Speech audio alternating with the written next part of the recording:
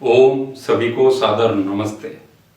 ईश्वर, अल्लाह, खुदा, गॉड, भगवान, उसे कुछ भी कहो, चीज तो एक ही है। सबका मालिक एक, तो मालिक तो एक ही है। अब उसको अपनी अपनी भाषाओं में कुछ भी कहो, अरबी में, उर्दू में, फारसी में, संस्कृत में, हिंदी में, गुजराती में, मराठी में, कुछ भी बोलो, क्या फर्क पड़ता है उससे। तो ये तो भाषाओं की लड़ाई है कि वो अल्लाह है, ईश्वर है या खुदा है, कुछ भी कहो। और वैसे भी हमारे ग्रंथ तो कहते हैं कि एकम सद विप्रा बहुधा वदंती, एक ही सत्य को विप्र लोग, ऋषि लोग भिन्न भिन्न प्रकार से कथन कर देते हैं। एक ही बात को अलग अलग ढंग से कहा जा सकता है, उसमें क्या अंतर पड़ता है? कोई अंतर नहीं पड़ता उस बात से। ऐसी ऐसी बातों ने हमारा बेड़ा गर्क कर रखा है। जितना हमारे देश में हमारे धर्म ग्रंथों की सूक्तियों, मंत्रों, श्लोकों, सूत्रों के साथ छेड़छाड़ या बलात्कार किया जाता है, उतना शायद ही किसी के साथ किया जाता हो। जिसके मन में जो आता है वो बोल के चला जाता है। तो एकम सद विप्रा बहुधा वदंती का अर्थ यह है कि एकम सद विप्रा, एक ही जो सत्य है, एक जो तत्व है, उसको विप्र लोग भिन्न भिन्न प्रकार से कह देते हैं। तो उसके आगे वाक्य आता है जो कहता है कि अग्नि कहो उसे, वरुण कहो उसे, वायु कहो, ईश्वर है उसको आप किसी भी नाम से पुकारो, ईश्वर एक ही है, उसको भिन्न भिन्न प्रकार से कह देते हैं। उसे ओम कह दो, उसे और भी कुछ कह दो। तो यहां पर ध्यान देने वाली बात यह है कि तत्व जो है ना, ईश्वर सत्ता जो है वो एक ही है। उसके गुणों के अनुसार उसको अलग अलग कथन किया जा रहा है। एक ही तत्व को भिन्न भिन्न प्रकार से कहा जा रहा है, ना कि दो तत्व को।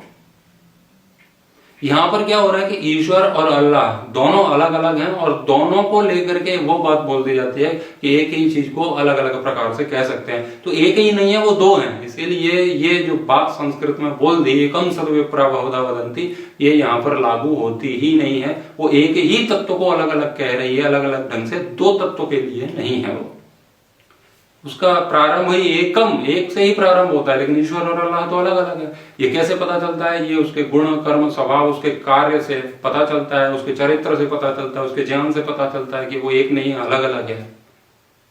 अब जैसे कि ऐसे तो आप बोल सकते हो कि एक, जैसे पुलिस में एक अधिकारी होता है, उसको आप एसपी कह सकते हैं। कोई उसको विस्तार से बोले तो सुपरिटेंडेंट ऑफ पुलिस बोल सकते हैं। कोई उसको पुलिस अधीक्षक बोल सकता है। ये सारे शब्दों से आप उन्हें संबोधित कर सकते हैं अलग अलग चीज से। लेकिन जो जिसे हम एसपी या जो पुलिस अधीक्षक बोल रहे हैं, वो जो बॉडी है, शरीर है, वो तो एक ही है ना। काम तो करने वाला एक ही आदमी है, आप उसके नाम अलग अलग रख रहे हैं। तो संज्ञा भेद मात्रम ये आता है शास्त्र में। तो संज्ञा उसकी आप अलग रख रहे हैं, उससे कोई अंतर नहीं पड़ता है। लेकिन आप एसपी को कलेक्टर बोले कि एसपी, कलेक्टर, कुछ भी बोलो, क्या फर्क पड़ता है?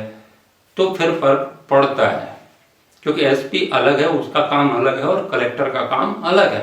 दोनों के कार्य अलग अलग हैं, इसीलिए दोनों को एक समझना मूर्खता है। ऐसे ही अल्लाह और ईश्वर दोनों के कार्य अलग अलग हैं, गॉड के कार्य अलग अलग हैं।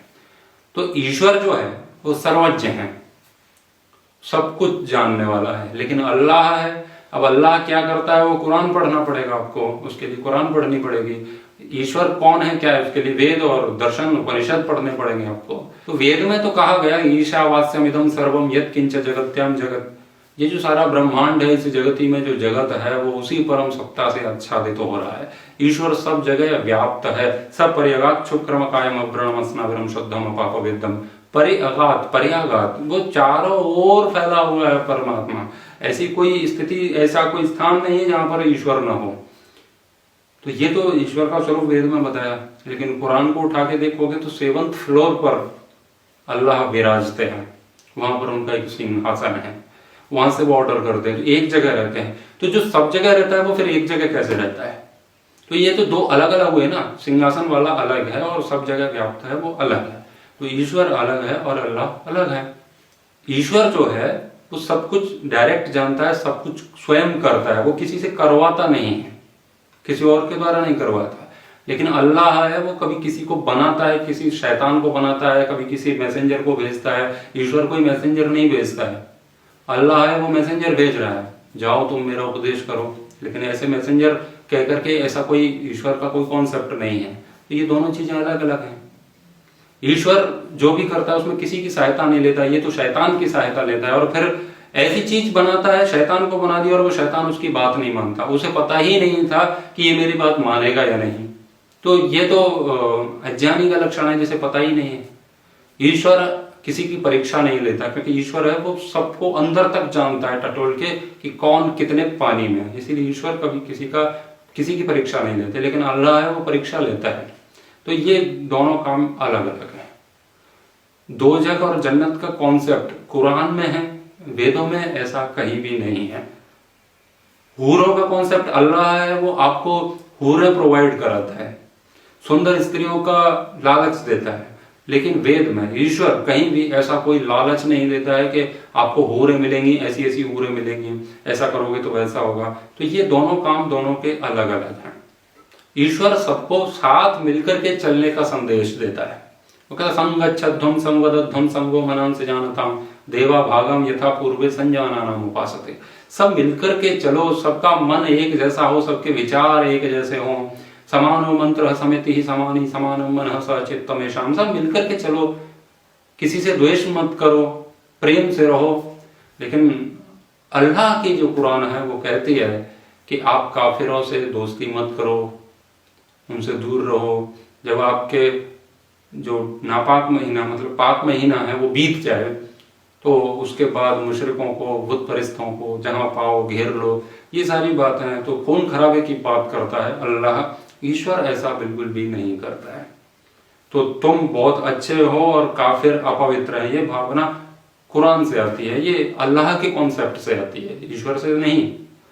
ईश्वर तो कहता है अज्येष्ठासो अकनिष्ठास एते सम भ्रातरो व वृद्धो सौभलाय। कोई छोटा नहीं है, कोई बड़ा नहीं है, किसी के प्रति ईर्ष्या द्वेष मत रखो, सौभाग्य की ओर बढ़ो, कल्याण की ओर बढ़ो, सबके प्रति भ्रातृत्व की भावना रखो। लेकिन कुरान ऐसा कुछ नहीं कहती है, वो आपको काफिरों में और मुस्लिमों में बांट देती है। ईश्वर कहता है मनोर्भव जनया देव्यम जन्म, मनुष्य बनो। तो मनुष्यता की ओर ले जाने के लिए ईश्वर बात करता है। अल्लाह कहता है कि तुम मुसलमान बनो और दुनिया को मुसलमान बनाओ, लेकिन ईश्वर कहता है कि मनुष्य बनो। ये हिंदू मुस्लिम सिख ईसाई वाला कॉन्सेप्ट वेद में नहीं है, सनातन धर्म में नहीं है। अल्लाह है वो काफिरों को मार्ग नहीं दिखाता है, भटका देता है उनको, लेकिन ईश्वर सबके लिए सद्बुद्धि की प्रेरणा करता है, सबके लिए मार्ग प्रशस्त करता है। तो ये दोनों चीजें अलग अलग हुई ना। एक ही आदमी डबल स्टैंडर्ड ऐसा काम करता है, ऐसा बिल्कुल नहीं होता। अगर ऐसा है तो ऐसे ईश्वर को, अल्लाह को किसी को भी मानने की आवश्यकता नहीं है, जो एक पन्ने पर कुछ कहता है दूसरे पन्ने पर कुछ कहता है। ईश्वर है उसकी बातों में कोई विरोध नहीं होता है, और जिनकी बातों में विरोध है वो ऋषि भी नहीं हो सकते, देवता भी नहीं हो सकते, वो विद्वान भी नहीं हो सकते। ईश्वर होना तो बहुत दूर की बात है। ईश्वर कहता है मांसम नाशनीयात, मांस मत खाओ, यजमानस्य पशुन पाही, पशुओं की रक्षा करो। लेकिन कुरान से मैसेज मिलता है कि आप गोश्त खाओ। वो बलि मांगता है, बकरा मांगता है, जो तुम्हारी सबसे प्यारी वस्तु है, वो जो भी है तुम्हें जो भी प्यारा है उसे कुर्बान करने के लिए कहता है, वो कुर्बानी मांगता है। लेकिन ईश्वर कहीं कुर्बानी नहीं मांगता है। तो ये दोनों है ना, एक मांस का भूखा है और एक को कोई भूख है ही नहीं किसी चीज की। ईश्वर ने प्रकृति बनाई, उस प्रकृति का बनने की जो प्रक्रिया है वो एकदम से भिन्न है। उसको हजारों लाखों वर्ष लगते हैं, लेकिन वो अल्लाह है वो कुछ ही दिनों में बना देता है। फिर सूर्य को दलदल से निकालता है, धरती उड़ न जाए इसीलिए उस पर पहाड़ रख देता है, उसको चटाई की तरह बना देता है, उसको बिछा के सो जाता है। मतलब बहुत कुछ है, पूरी कुरान थोड़ी ना पढ़ाऊं मैं, आप समझ जाओ इस बात से। लेकिन जैसा जैसा वहां होता है ऐसा ऐसा ईश्वर ने नहीं किया है, ऐसा बिल्कुल भी नहीं है। तो इन बातों से आप समझ सकते हैं कि ईश्वर और अल्लाह एक नहीं है, अलग अलग है, दोनों के काम अलग अलग है। तो जिनमें से जिसका काम अच्छा है आप उसको फॉलो करिए, उसको मानिए, जो भेदभाव नहीं करता है। ईश्वर है सबके साथ बराबर न्याय करता है। तुम जैसा कर्म करते हो उसके फल की सारी व्यवस्थाएं वो चलाता रहता है, करता रहता है। लेकिन अल्लाह है वो बैठा है शांति से, वो देख रहा है कि आने दो। वो जो कौन सी रात है, वो कयामत की रात, कयामत की रात आएगी तब तुम्हारे कर्मों का हिसाब होगा। अब किसी ने गलत नहीं भी किया है तब भी पेंडिंग में, वेटिंग में बैठा है बेचारा।